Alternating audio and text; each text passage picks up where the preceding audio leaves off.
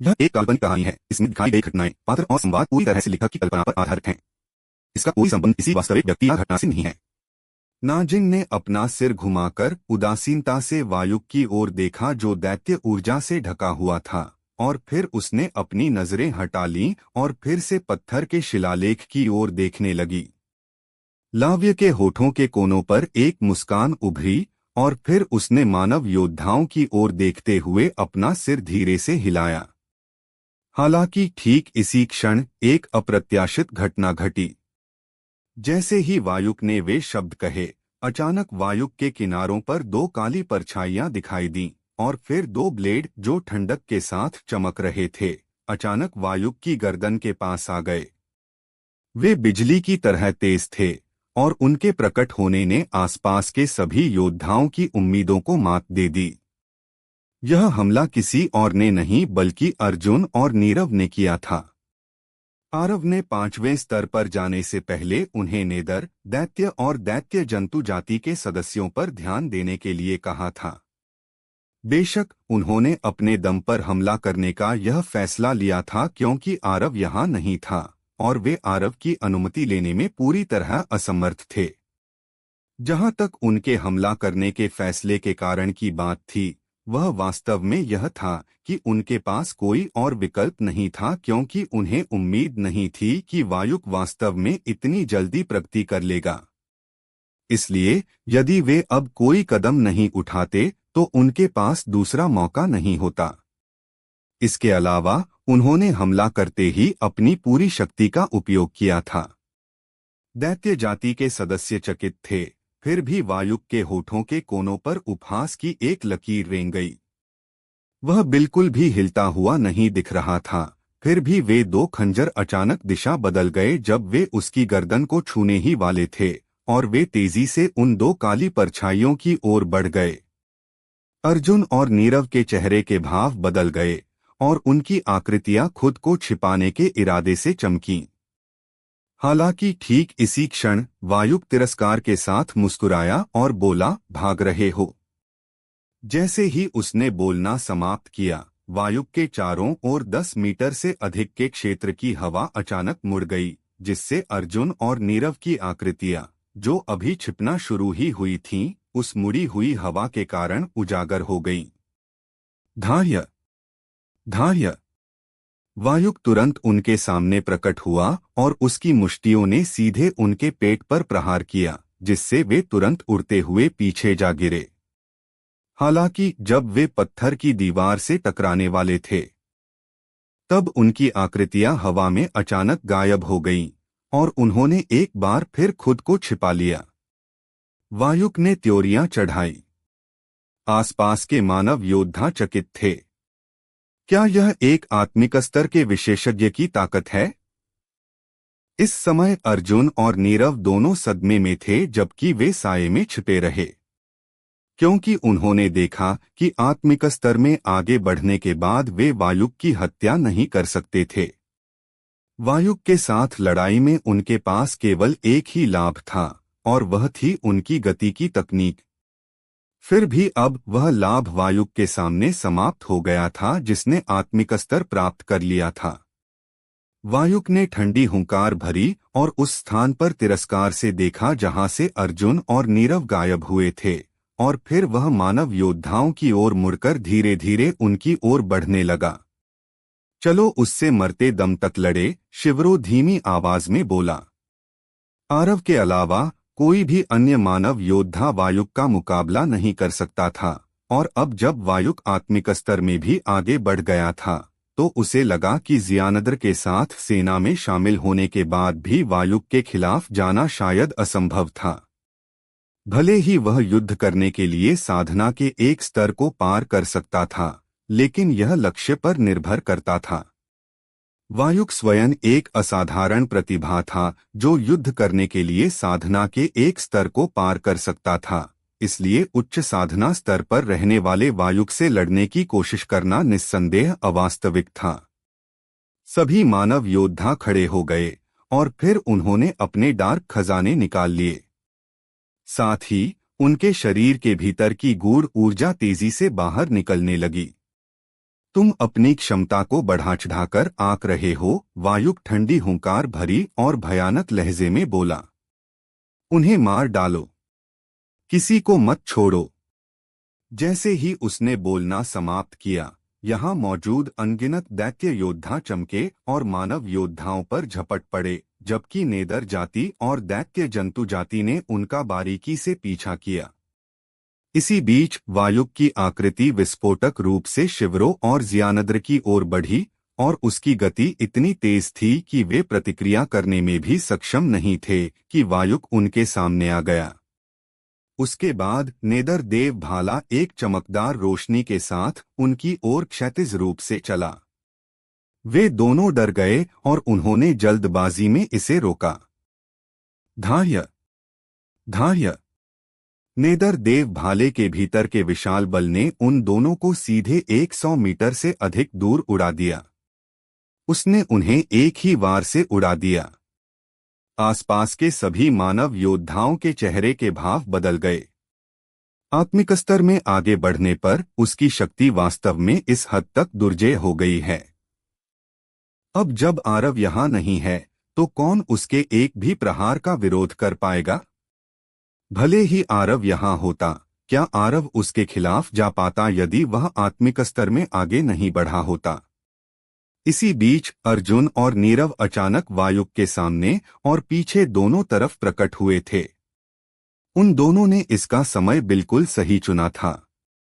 जिस क्षण वायुक ने शिवरो और जियानद्र दोनों को पीछे उड़ाया था, वही क्षण था जब वायुक सबसे अधिक निश्चिंत था। इसलिए उन्होंने उसके खिलाफ फिर से एक संयुक्त हत्या का हमला किया, और यह वैसा ही हुआ जैसा उन्हें उम्मीद थी। उनके दोनों खंजर वायुक की गर्दन पर जोर से लगे। हालांकि उनके चेहरे के भाव फिर से हिंसक रूप से बदल गए, क्योंकि ऐसा लग रहा था जैसे उन्होंने कठोर लोहे पर वार किया हो और उनके खंजर 1 इंच भी आगे नहीं बढ़ सके। वायुक के होठों के कोनों पर उपहास की एक लकीर उभरी और उसने अचानक नेदर देव भाले को क्षैतिज रूप से घुमाया। अर्जुन और नीरव चकित रह गए। उन्होंने हमले को रोकने के लिए अपने खंजरों को जल्दी से लंबवत स्थिति में कर लिया। हालांकि वे फिर भी उड़ा दिए गए। इस बार उन्हें बहुत गंभीर चोटें आईं, क्योंकि जब उन्होंने वायुक के नेदर देव भाले के हमले को रोका तो उनकी बाहों पर अनगिनत बारीक दरारें पड़ गईं। तुम अपनी क्षमता को बहुत ज्यादा आंकते हो, वायुक ने ठंडी हुंकार भरी और अचानक अपना दाहिना पैर जमीन पर पटका और उसकी आकृति तोप के गोले की तरह आगे बढ़ी। वह तुरंत अर्जुन और नीरव के सामने पहुंच गया, जो उड़कर पीछे गिरे थे, और फिर नेदर देव भाला ठंडी चमक के साथ आगे बढ़ा। अर्जुन और नीरव की पुतलियां सिकुड़ गईं, क्योंकि वे अभी हवा में थे और उनके आंतरिक अंग गंभीर रूप से घायल हो गए थे। इसलिए वे इस चौंकाने वाले हमले का विरोध करने के लिए शेष शक्ति कैसे पा सकते थे जो वायुक ने किया था। इस महत्वपूर्ण क्षण में एक विशाल कुल्हाड़ी ने अचानक हवा को चीर दिया और तुरंत नेदर देव भाले से टकरा गई। हर रात की कहानी, हर दिन का धमाका, सिर्फ स्टोरी हंगामा पर। तो अभी सब्सक्राइब करें और बेल आइकन दबाएं, क्योंकि अगली कहानी आप मिस ना कर पाए। टंग। एक जोरदार धमाका गूंजा और भाला हिंसक रूप से हिल गया और वह तुरंत रुक गया। अर्जुन और नीरव इससे खुश थे और उन्होंने अचानक उस स्थान से गायब होने से पहले 20 मीटर से अधिक तेजी से पीछे हटने का यह मौका नहीं गंवाया। वायुक शिवरों की ओर देखने के लिए मुड़ा और उसकी आंखों में बर्फीली ठंडी हत्या की मंशा चमक उठी। उसने अपनी सांस बिल्कुल भी बर्बाद नहीं की और अचानक शिवरों पर नेदर देव भाला फेंक दिया। भाले से एक भयानक चमक निकल रही थी और वह एक पल में शिवरों के सामने पहुंच गया। शिवरों के चेहरे के भाव बदल गए और उसकी आकृति बचने के इरादे से चमकी। हालांकि अभी भी थोड़ी देर हो चुकी थी और भाले ने सीधे उसके बाएं कंधे को चीर दिया और उसे उसके पीछे की पत्थर की दीवार पर ठोक दिया। जब जियानद्र ने यह देखा तो उसका दिल बैठ गया। वायुक की ताकत वाकई बहुत भयानक थी। वे चारों जो शिखर राजा स्तर के योद्धा थे, वायुक के आत्मिक स्तर में आगे बढ़ने के बाद उसके एक भी प्रहार का विरोध करने में असमर्थ थे। जियानद्र ने एक तरफ देखा और फिर उसका चेहरा उतर गया, क्योंकि इस बहुत ही कम समय में 30 से अधिक मानव योद्धा पहले ही मारे जा चुके थे। उसके सामने अब केवल 2 विकल्प बचे थे, लड़ना या भागना। यदि वह लड़ता तो उसके पास जीत का बिल्कुल भी मौका नहीं होता, क्योंकि वायुक आत्मिक स्तर पर था, इसलिए उसके पास रत्ती भर भी मौका नहीं था। यदि वह भाग जाता तो उसके पास जीवित रहने का मौका होता। लेकिन वह जियानद्र, एक प्रतिष्ठित मानव, एक प्रतिष्ठित तलवार योद्धा और एक एथेंक संप्रदाय का प्रतिष्ठित कुलीन शिष्य, ऐसा व्यक्ति कैसे हो सकता था जो अपने साथियों को छोड़ दे और अकेले भाग जाए? हाँ हाँ हाँ, जियानद्र अचानक पागलपन भरी हंसी के साथ दहाड़ा। वायुक की ओर देखने से पहले वह कुछ देर तक हंसा और उसकी आंखों में एक हिंसक भाव भरा था। उसने अपनी सांस बिल्कुल भी बर्बाद नहीं की और फिर उसका पेट अचानक फूलने लगा। इसी बीच उसके हाथ की तलवार अचानक चकाचौंध और शानदार रोशनी के साथ फूट पड़ी और फिर एक ऐसी आभा जो आत्मिक स्तर के विशेषज्ञ से कम नहीं थी, उसके भीतर से पागलों की तरह उमड़ पड़ी। इसके अलावा यह लहरों की तरह अंतहीन रूप से उमड़ती रही। जब आसपास के मानव योद्धाओं ने यह दृश्य देखा तो वे खुश हो गए। क्या जियानद्र आत्मिक स्तर में आगे बढ़ने वाला है? दूसरी ओर वायुक और शिवरों के चेहरे के भाव तेजी से बदल गए थे, क्योंकि जियानद्र आत्मिक स्तर में आगे नहीं बढ़ रहा था, वह खुद को विस्फोट कर रहा था। पीछे हटो, वायुक की आंखों में एक गंभीर भाव था और उसने दैत्य योद्धाओं को यह निर्देश दिया। एक शिखर राजा स्तर के योद्धा के विस्फोट की शक्ति, जो एक तलवार योद्धा भी था, दैत्य योद्धाओं को भारी चोट पहुंचाएगी, भले ही वे इसका विरोध करने में सक्षम हों। उसने स्वाभाविक रूप से जियानद्र को रोकने के बारे में सोचा था। दुर्भाग्य से अब बहुत देर हो चुकी थी, क्योंकि जियानद्र ने अपने शरीर के भीतर गूढ़ ऊर्जा को एक निश्चित सीमा तक जमा कर लिया था। इसलिए अभी सही कदम उनके और जियानद्र के बीच की दूरी बढ़ाना था और फिर दैत्य योद्धाओं को जियानद्र के आत्मविस्फोट के भयानक परिणामों का विरोध करने में मदद करना था। शिवरों के होंठ फड़फड़ाए। वह जियानद्र को रोकना चाहता था, लेकिन उसने अंत में कुछ नहीं कहा, क्योंकि वह जानता था कि अगर उसने कुछ कहा भी तो उसका कोई फायदा नहीं होगा। यदि कोई अन्य विकल्प होता तो जियानद्र निश्चित रूप से खुद को विस्फोट करने का विकल्प नहीं चुनता। आखिरकार आत्मविस्फोट का मतलब मृत्यु था, तो कोई ऐसा भाग्य भुगतने के लिए कैसे तैयार हो सकता है? लेकिन अगर जियानद्र ने अभी खुद को विस्फोट नहीं किया तो उनके पास रत्ती भर भी मौका नहीं होगा और वे वायुक द्वारा मार दिए जाएंगे। यदि उसने खुद को विस्फोट किया तो शायद वह अभी भी अपने दुश्मनों को अपने साथ खींच ले जाने में सक्षम होगा। दोस्तों, स्टोरी को लाइक, शेयर व सब्सक्राइब कर दिया करो, जिससे मुझे मोटिवेशन मिलता है। वायुक, इसे चखो। जियानद्र एक पागल की तरह हंसा और अचानक वायुक की ओर विस्फोटक गति से बढ़ा। वायुक की आंखें थोड़ी सिमट गईं। उसने अपनी दाहिनी हथेली घुमाई और उसके केंद्र से दैत्य ऊर्जा बाहर निकलने लगी। वह इस हमले से बच सकता था, लेकिन वह ऐसा नहीं कर सकता था, क्योंकि दैत्य साधक उसके पीछे खड़े थे। वायुक अपने भाइयों को अकेले खतरे में डालने जैसा काम नहीं कर सकता था, इसलिए उसने खुद इसका सामना करने का इरादा किया। जब जियानद्र वायुक से 10 मीटर से भी कम दूरी पर पहुंचा तो जियानद्र के हाथ की तलवार अचानक विस्फोटक गति से आगे बढ़ी। उसी समय उसका पेट अचानक सिकुड़ने लगा। कुछ क्षणों की शांति के बाद आरव से कहना कि मेरा बदला ले। हाँ हाँ, जैसे ही उसने बोलना समाप्त किया, जियानद्र का पूरा शरीर फट गया। बूम। चौथे स्तर पर अचानक एक विश्व हिला देने वाला धमाका गूंज उठा और फिर ऊर्जा की एक सफेद लहर तेजी से बाहर निकली और तुरंत वायुक को अपनी चपेट में ले लिया। नेदर जाति, दैत्य जाति और डार्क बिस्ट जाति के साधक भी इससे प्रभावित हुए। दैत्य, नेदर और डार्क बिस्ट जातियों के 10 से अधिक साधक समय रहते नहीं बच पाए और वे ऊर्जा की उस लहर से तुरंत क्षतविक्षत हो गए। मानव साधक इस दृश्य को देखकर अपने मन में कोई खुशी महसूस नहीं कर पाए, क्योंकि जियानदर ने इसके लिए अपने जीवन का बलिदान दिया था। देखते ही देखते मानव साधकों ने अपने दिलों के दुख और क्रोध को दबा दिया और वे ऊर्जा की उस भयानक सफेद लहर को देखने लगे जो अभी भी उस क्षेत्र में तबाही मचा रही थी। वे अभी पूरी तरह सुरक्षित नहीं थे और उनका भाग्य वायुक पर निर्भर था जो उस ऊर्जा की लहर में घिरा हुआ था।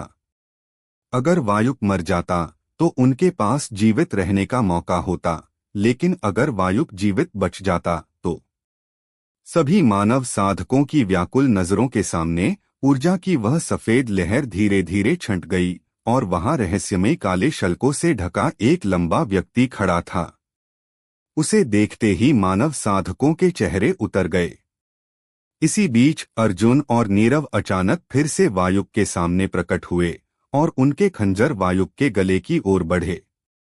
वायुक की आंखें थोड़ी सिमट गईं और उसने उनके हमलों को रोकने के लिए अपना भाला उठाया। एक हल्का धमाका हुआ और वायुक 2 कदम पीछे हट गया। इस दृश्य को देखकर मानव साधकों की पहली प्रतिक्रिया आश्चर्य की थी और फिर वे प्रसन्न हो गए, क्योंकि वे जानते थे कि भले ही वायुक मरा नहीं था, लेकिन जियानद्र के आत्मविस्फोट से वह निश्चित रूप से गंभीर रूप से घायल हो गया था। दूसरे शब्दों में, वायुक अब वह अजय वायुक नहीं था जिसका उन्होंने अभी सामना किया था। इसलिए जब उन्होंने यह सोचा तो वे सभी युद्ध के संकल्प से भर गए। अर्जुन और नीरव भी खुश थे, क्योंकि वे महसूस कर सकते थे कि वायुक वास्तव में अभी गंभीर रूप से घायल था। जाहिर है वायुक ने ही 5वें स्तर की तलवार इंटेंट रखने वाले एक शिखर राजा स्तर के विशेषज्ञ के आत्मविस्फोट का मुख्य प्रहार झेला था। उस विस्फोट से जीवित बच पाना ही वायुक के लिए बहुत असामान्य बात थी। हालांकि अगर वह पूरी तरह से ठीक होता तो वह असामान्य नहीं बल्कि एक देवता होता। उन दोनों ने इस अवसर को लपक लिया। वे आगे बढ़े और वायुक को युद्ध में उलझा दिया। वे दोनों हत्यारे थे, फिर भी उन्हें अभी वायुक से सीधा मुकाबला करना पड़ रहा था, इसलिए वे निश्चित रूप से नुकसान में थे। हालांकि उनके पास कोई विकल्प नहीं था। आखिरकार यहाँ उपस्थित सभी मानव साधकों में केवल उनकी शक्ति ही वायुक से लड़ने के लिए थोड़ी बहुत पर्याप्त थी। अगर वे भागना चुनते तो वायुक उन्हें नहीं रोक पाता, लेकिन वे भाग नहीं सकते थे। क्यों? क्योंकि आरव की तरह ही उन्होंने दक्षिणी क्षेत्र के उन साधकों को अपना माना था। जिस क्षण से उन्होंने तीसरे स्तर तक आरव का अनुसरण करने का फैसला किया था, उसी क्षण यह तय हो गया था कि उन्हें एक साथ जीना और मरना होगा। उन्हें दृढ़ विश्वास था कि अगर आरव यहाँ होता तो वह भी यही चुनाव करता। मानव साधकों को तीनों जातियों के साधकों से लड़ते देख लाव्य धीरे से हंसा और धीमी आवाज में बोला, कितना उबाऊ है, कितना भयानक उबाऊ है। जैसे ही उसने बोलना समाप्त किया, उसकी नजर हट गई और नाजिंग पर टिक गई। उसने कहा, युद्धदेव, दिलचस्प है। बूम। ठीक इसी समय कालेंद्र के शरीर से एक भयानक और प्रभावशाली आभा अचानक फूट पड़ी, जो वहां पालथी मारकर बैठा था, और फिर आसपास के वातावरण में एक उदास हंसी गूंज उठी। ही मानव, तुम सब आज जीवित बाहर निकलने का सपना देख सकते हो। आत्मिक स्तर। इस बार सभी मानव साधकों के हौसले पस्त हो गए। अकेले वायुक का विरोध करना ही उनके लिए लगभग असंभव था। अब एक और आत्मिक स्तर का साधक कालेंद्र प्रकट हो गया था। क्या स्वर्ग हमारा अंत करना चाहता है? लाव्य भी दंग रह गया और फिर वह मुस्कुराया और बोला, लगता है स्वर्ग इन मनुष्यों को नष्ट करने का इरादा रखता है। हालांकि सभी के आश्चर्य का ठिकाना न रहा जब कालेंद्र यहाँ मानव साधकों को मारने के लिए आगे नहीं बढ़ा, बल्कि उसने नाजिन की ओर देखा। इसके अलावा उसकी आंखों में धुंधलेपन की एक झलक कौंधी थी। इस महिला ने उस दिन उसे पूरी तरह अपमानित किया था, इसलिए अन्य मानव साधकों की तुलना में वह नाजिन से और भी अधिक घृणा करता था। अतीत में उसकी शक्ति पर्याप्त नहीं थी, इसलिए उसे मारने की अपनी क्षमता पर भरोसा नहीं था। फिर भी अब वह एक आत्मिक स्तर का साधक था, जबकि नाजिन अभी भी राजा स्तर पर ही थी। जैसे कि उसने कालेंद्र की नजर को महसूस किया हो, नाजिन कालेंद्र को देखने के लिए मुड़ी और फिर उसने उदासीनता से कहा, क्या तुम सच में अभी मरना चाहते हो?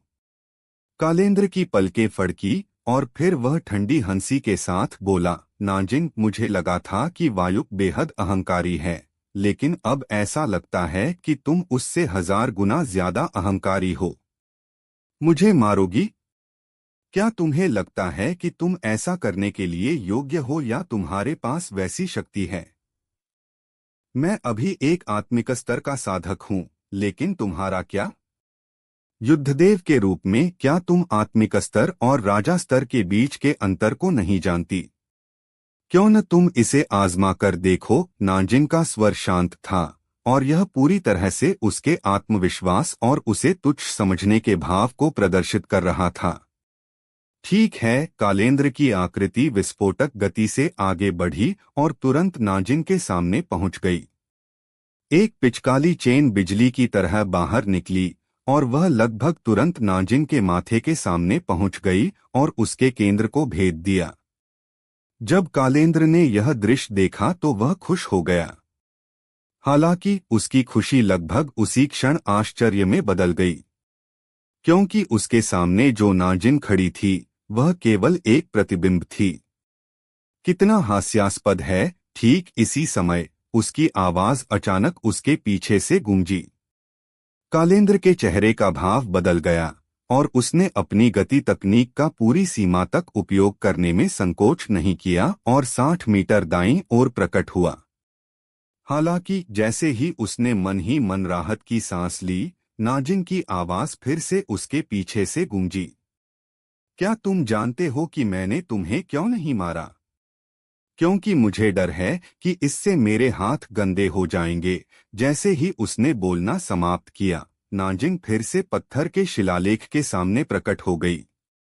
जब लाव्य और मिहिर ने यह दृश्य देखा तो उनके चेहरे गंभीर हो गए।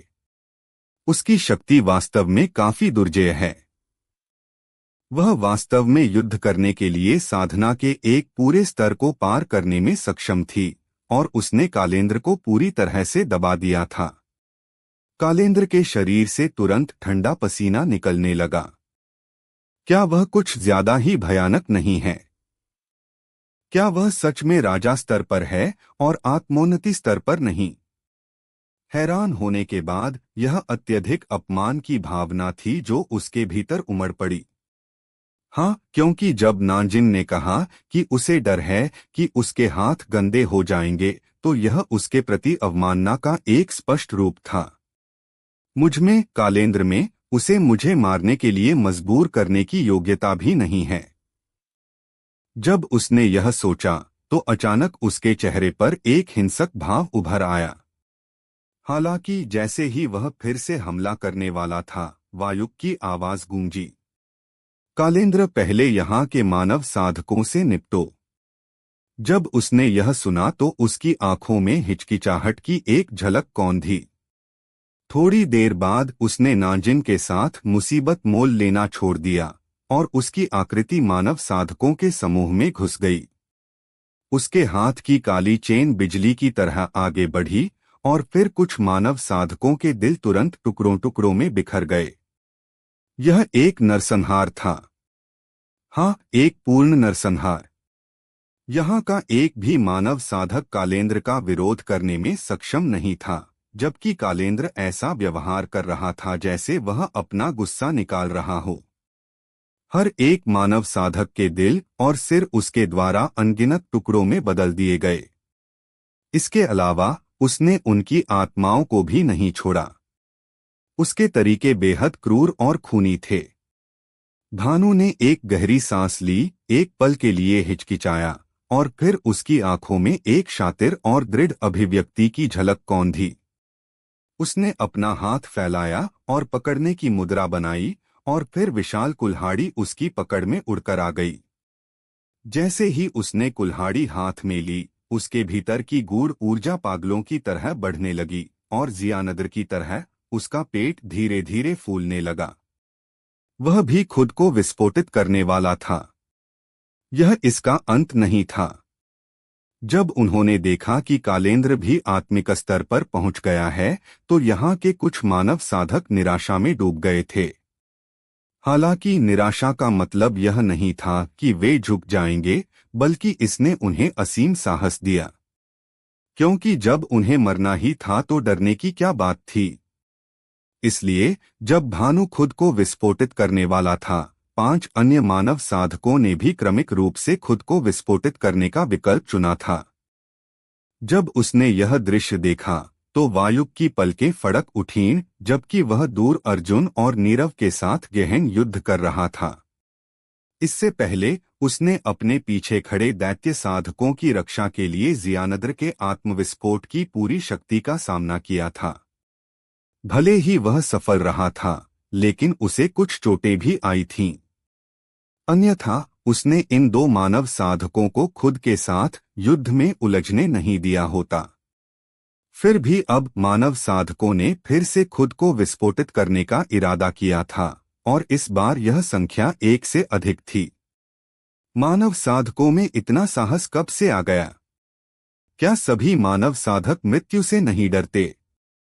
अब क्या होने वाला है, आगे सुनते रहिए सर्वशक्तिमान हमारे चैनल स्टोरी हंगामा पर।